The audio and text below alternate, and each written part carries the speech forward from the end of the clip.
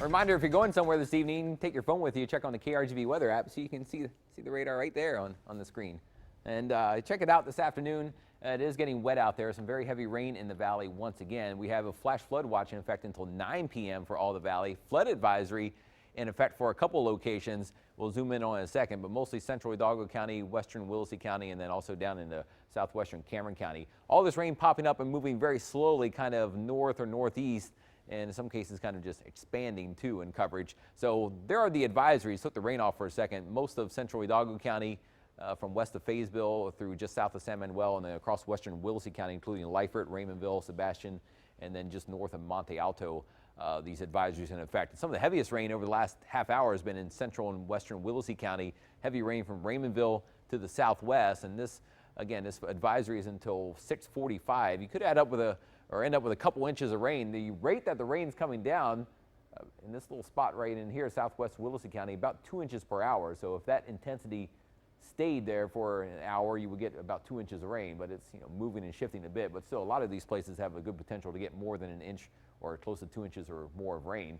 Some of the other heavy rain too, kind of just east of La Villa and a little east of Monte Alto, right on the Willacy County, Cameron County, Hidalgo County line right here where everything intersects. So some very heavy rain, again, nearly stationary there. Harlingen's mostly been dodging the heavy rain, a little bit of light rain there right now, but farther to the southwest, you see this is another spot here. There's a flood advisory. I'll show you the map without the rain on in a second, but some of the heaviest rain kind of sitting near Los Indios and near Rangerville rather. And there's the advisory until 6:45 or 6:30 this one, Raymondville or Rangerville again to Los Indios.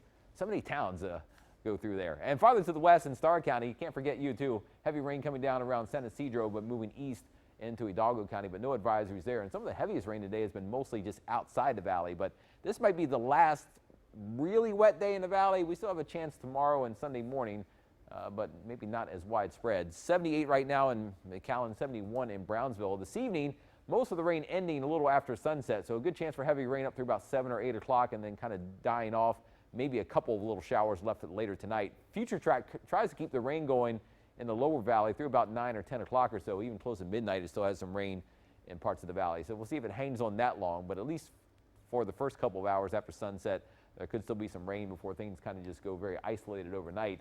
Tomorrow is a day when the atmosphere is trying to dry out a little bit tomorrow. It may not be nearly as active, but at least a chance for showers and a couple storms will blow up late in the morning and afternoon. But you see Future Track's not nearly as aggressive with the rain tomorrow, but with enough moisture around, still the possibility to get a few downpours, but maybe not as widespread. Sunday morning, a cold front's rolling in, and when this front comes in, there might be some rain along the front. It doesn't show much here, but in the morning hours, you could see some rain. We'll have to see if that tries to build up, but after that, I think just clouds Sunday afternoon, kind of breezy and cooler. You may feel a fairly stiff north wind out there to keep temperatures only hanging around about 70 or so most of Sunday afternoon. So 40% chance for rain during the day tomorrow and then early Sunday morning, but Sunday afternoon should be dry, kind of cloudy and breezy, and then we're back to dry weather most of next week coming up. So first 7-day forecast, heavy rain maybe in a few spots again tomorrow, but highs near 83.